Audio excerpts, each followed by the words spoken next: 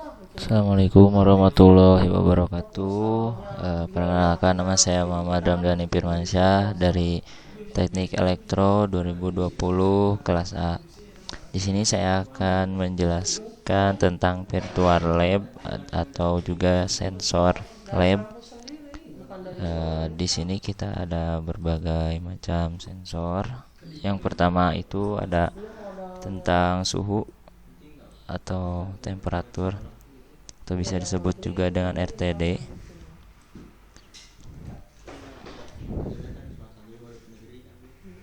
Suhu adalah ukuran panas rata-rata atau energi termal dari partikel dalam suatu zat. Karena ini adalah pengukuran rata-rata, ini tidak bergantung pada jumlah partikel dalam suatu benda. Dalam artian, itu tidak bergantung pada ukurannya. Misalkan, suhu satu cangkir kecil berisi air panas mendidih sama dengan suhu satu panci besar berisi air mendidih. Nah, di sini untuk simulasinya kita langsung saja kepada simulasinya. Kita akan coba simulasinya. Di sini kita memilih materialnya yaitu platinum. Ininya kita pilih 300. Belajar apa-apa dari YouTube bisa. Ininya Dia mau 50. ngepelahin sekolah, katanya naon sekolah macam Kita lihat. gitu. Benar tapi Nah, pintar. sudah terlihat hasilnya yaitu minus 76 derajat Celcius. Ibu mah cuma mempalisin. Nah, untuk suhu cukup sekian. Lalu SMK untuk videonya di sini sudah tersedia. SMK yang di Muhammadiyah Cikirai.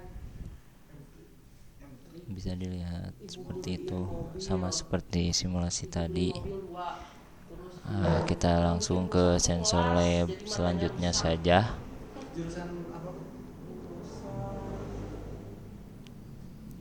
Yang kedua adalah biosensor. Denyut nadi adalah kecepatan detak jantung manusia. Denyut nadi juga biasa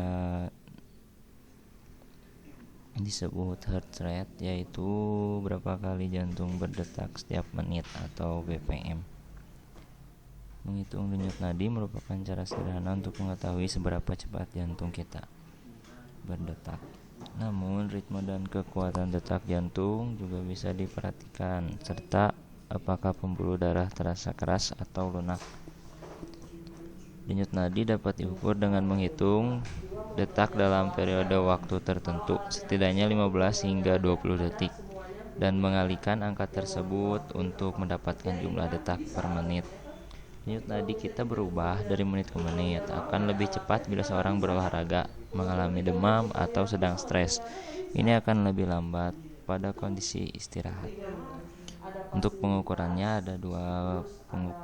ada dua pendekatan untuk mengembangkan probe untuk pengukuran denyut nadi. Yang pertama adalah transmitansi, yang kedua adalah reflektansi. Perbedaannya terletak pada cara elemen-elemen di dalam probe ditempatkan. Sebuah probe transmitasi memiliki LED di satu sisi dan fotodioda detektor cahaya di sisi lain. Jaringannya akan dicitrakan, biasanya jari atau telinga, disisipkan di antaranya keduanya. Probe reflektansi memiliki LED dan fotodioda di sisi yang sama. Itu harus ditempatkan di atas titik dengan tulang di bawahnya. Alat yang digunakan untuk mengukur jumlah darah di bagian tubuh dengan menggunakan cahaya biasa disebut fotoletismograf. Ini merupakan variasi dalam jumlah cahaya yang melewati jari Anda yang disebabkan oleh sifat aliran darah yang berdenyut. Oximeter pulsa tipikal menggunakan prinsip dasar sepasang LED kecil yang beroperasi pada dua panjang gelombang yang berbeda. Satu LED merah dengan panjang gelombang 660 Nm. Yang lainnya LED inframerah dengan ini Bu. Saya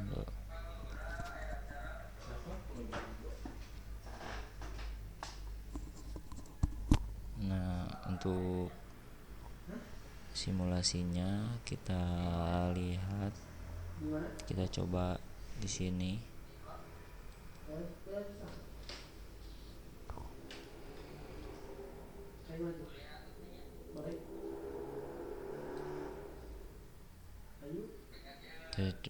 Tes speednya, coba rotasinya. Sertifikasi DKP pandai luak.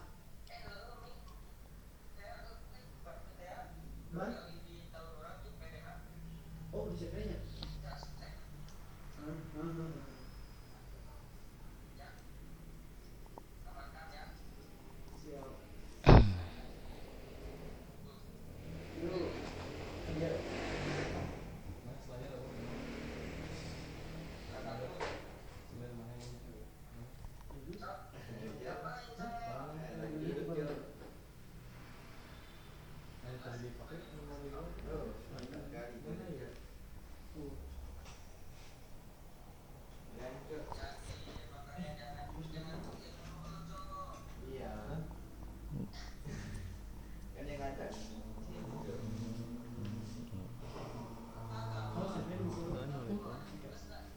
Dan terlihat seperti itu simulasinya.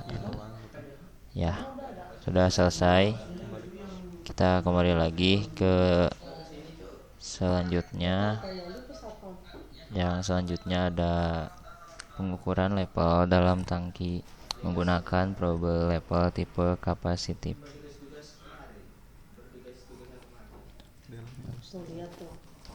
Dalam industri, cairan seperti air, bahan kimia, dan pelarut digunakan dalam berbagai proses. Sensor level mendeteksi level zat seperti cairan, slurry, material granular, dan bubuk. Zat yang akan diukur bisa berada di dalam wadah atau bisa dalam bentuk aslinya. Pengukuran level dapat berupa nilai kontinu atau poin. Sensor level kontinu mengukur level untuk menentukan jumlah tepat zat secara terus-menerus. Sensor level titik menunjukkan apakah zat berada di atas atau di bawah titik penginderaan.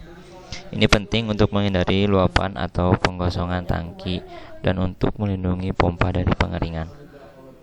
Nah, kriteria pemilihan sensor levelnya itu meliputi fase fisik, temperatur, tekanan, konstanta, densitas, agitasi, getaran, kejutan mekanis, dan lain sebagainya. Dari sudut pandang penerapan, pertimbangannya yaitu ada harga, akurasi, tingkat respon, kemudahan kalibrasi, dan ukuran fisik. Lalu pengukuran level secara luas diklarifikasikan dalam dua kelompok, metode langsung dan metode tidak langsung. Harus lengkap dulu alatnya.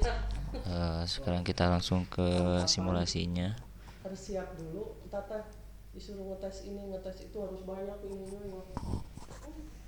Inverternya nggak ada, solar panelnya cuma Simulasinya satu. kita mulai. Harus dipelajari Dari dulu ininya, nanti sertifikasinya itu ini. nanti dia ngebahasnya apa. Kalau nggak tahu kan takut kayak kemarin babak dulu kemarin. Persiapan dulu ya. Nggak tahu kemarin mau blank. Servisnya kita pakai CL. Iya, harus punya alatnya dulu. Kita coba saja. Jadi nggak boleh keluar lagi. Ini mah kan tuh dari solar panel investasi. Itu masih bagus bu yang bisa. Masih bagus. Bekas tahun berapa itu bu? Oh, tahun 2013. 2015 ya. 2015. Belum dipakai. Udah, pernah ibu coba-coba dulu. Ya enggak. Buat nyalain apa bu? Dulu. Cuma pakai ngecas. Belum sampai. Coba buat ngecas apa? Oh, iya. Ngecas apa? Tapi penuh. Oh, bisa. Kan pakai tempat. Ya mau saya bisikan dan bekerja. Jangan, bagus. Cuma lama-lama karena aku nggak pernah dipakai, jadi rusak. Terus inverternya hilang. Mana kan yang pernah separatnya masuk gitu? Ah, inverter. Harus beli aki sama langsung DC aja. Ya di DC DC nya 19 volt, berarti dirubah ya. DC itu pakai konverter. DC ke 5 volt ya. Mungkin seperti itu saja simulasinya, karena kan saya masih belajar, jadi belum bisa menunjukkan simulasi yang sempurna. Baik, kita lanjut ke sensor selanjutnya. Itu tujuannya awalnya dijadiin apa gitu? Ada sensor di sini, kita ada karakteristik atau ciri dari LVDT. Gedung B apanya? Kan atasnya itu halamannya LVDT adalah transformator diferensial variabel linear. LVDT terbuat dari dua komponen utama, angker yang dapat digerakkan dan belitan transformator luar.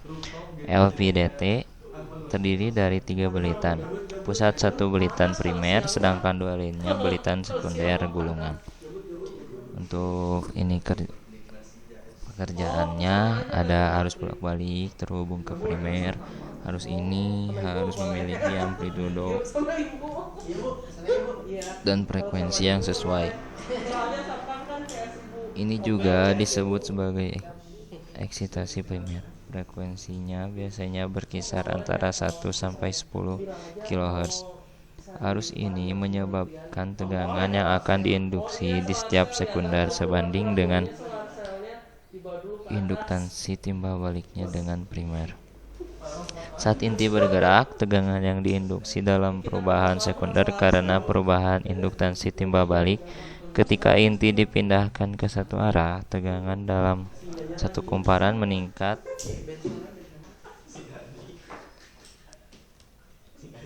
sehubungan dengan yang lainnya, menyebabkan tegangan keluaran meningkat dari 0 ke nilai maksimum. Tegangan ini sepase dengan tegangan primer. Jenis-jenis LVDT berdasarkan angkernya.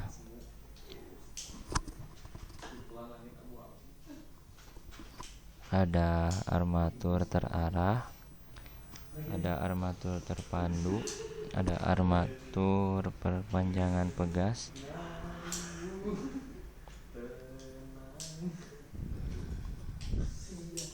masih ada yang bikin tugas. Nah, kita langsung ke simulasinya.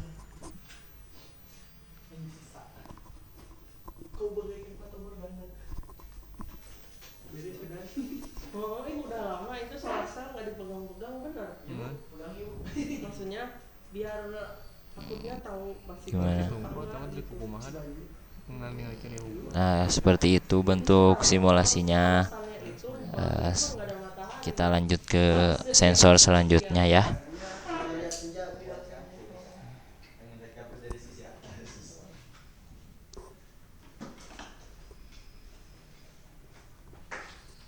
Sekarang ada simulasi kinerja sensor kimia atau pH. pH sama dengan min log H plus. pH adalah salah satu analisis paling umum yang digunakan dalam industri proses. pH sebenarnya adalah pengukuran aktivitas ion hidrogen dalam sampel. Pengukuran pH dilakukan dalam skala 0 sampai 14 dengan 7,0 dan dianggapnya netral atau pH normal. Untuk prinsip kerjanya, elektroda pengukur yang peka terhadap ion hidrogen mengembangkan potensial yang secara langsung berkaitan dengan konsentrasi ion hidrogen dari larutan. Titik nol berarti setiap perubahan potensial yang diukur pada elektroda kaca dikaitkan dengan ion hidrogen dan dinyatakan sebagai pH. Nah, sekarang kita coba buka simulasinya. Kita coba lihat simulasinya seperti apa.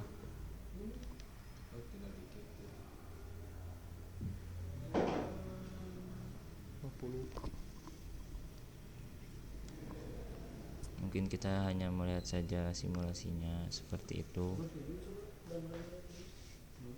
Kita lanjut ke sensor selanjutnya. Kata sih bu, Ini udah ada ada bawa deh. solar cell dulu ya. Tapi lumayan berat nih solar cell. Oh ada jiwa bu. Gak mau di kantong sejarah. Jiwa kawan-kawan bos. Enggak aja bu, jangan bawa kita itu busuk mereka. Hah? Busuk mereka. Mau lihat kita enak nggak buat. Oh buat percobaan gitu ya. Jadi nggak usah bawa berat nih. Oh. Sekarang kita ada mencirikan sensor pengukur tegangan. Kalau misalnya nggak mau Apa yang dimaksud dengan tegangan? atau enggak, tapi Perbandingan perubahan panjang delta L ini dengan panjang aslinya L disebut tegangan. oh nggak apa-apa. Jenis Stone Dogs berdasarkan prinsip kerja. Kalau hari libur tuh sepi, hari minggu. Nah, lapisan bawah memiliki skala yang ditentukan di atasnya dan lapisan atas memiliki panah atau penunjuk merah. Beberapa pengukur tegangan mekanis bahkan lebih kasar dari ini. Ketika bahan tegang, strip foil sangat sedikit bengkok dari bentuk dan kabel seperti labirin ditarik terpisah atau didorong. Bersama perubahan resistensi ini sebanding dengan tegangan yang diterapkan. Jika gaya yang terlibat kecil, deformasi elastis dan pengukur tegangan akhirnya kembali ke bentuk aslinya saat didorong dan ditarik. Bagus loh ini linknya nih, bagus. Untuk simulasinya kita lihat.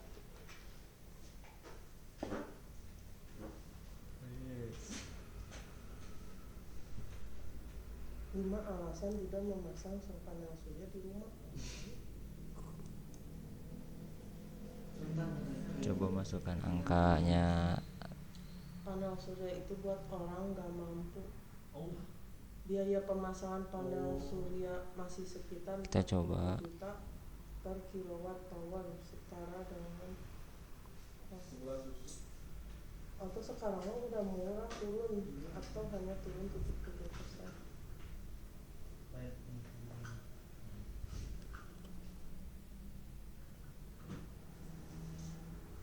Nah, seperti itu simulasinya. Kita lanjut ke sensor yang terakhir. Panel surya menutupi atap Anda.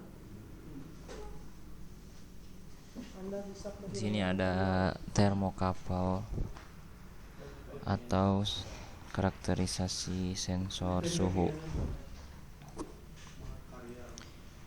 Efek termoelektrik adalah konversi langsung dari perbedaan suhu menjadi tegangan listrik dan sebaliknya.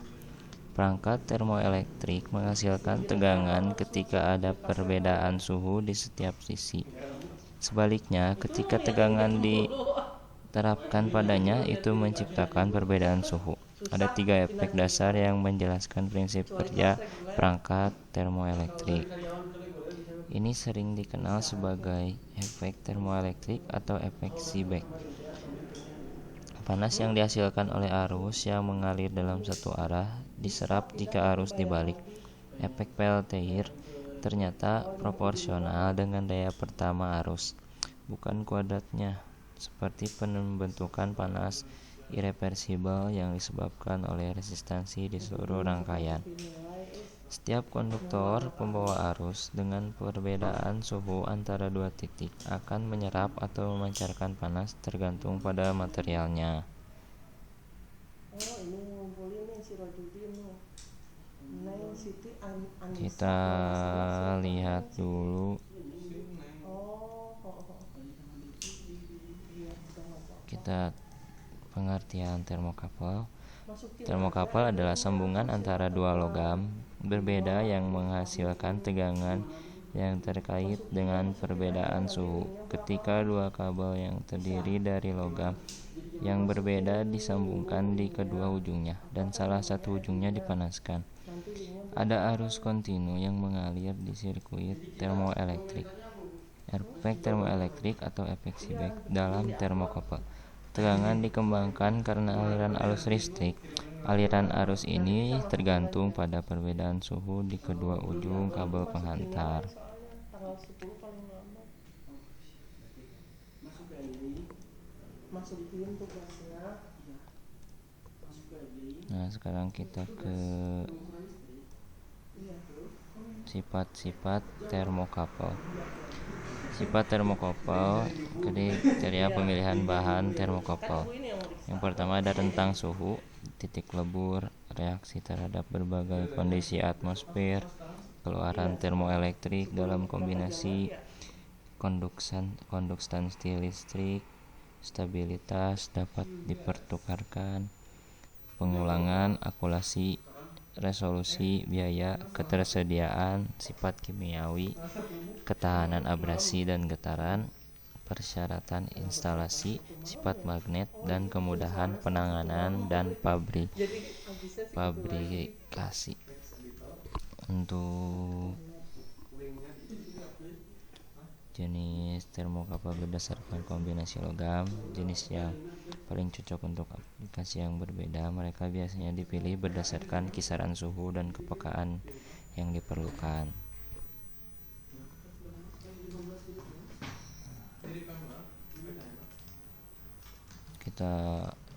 Sekarang kita ke simulasinya.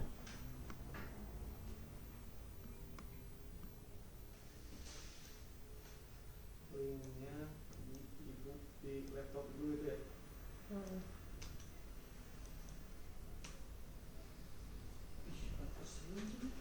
Pilihnya 10 di temperatur seperti itu untuk simulasinya.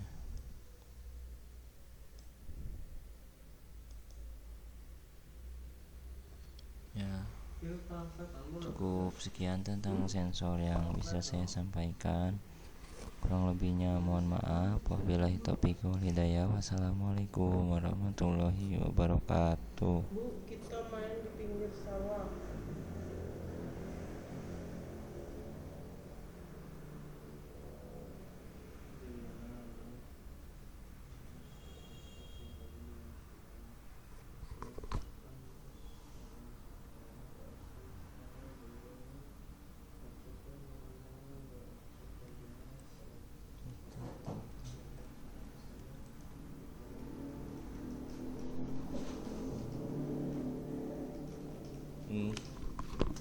Gak ada bu rekamannya. Ah, iya.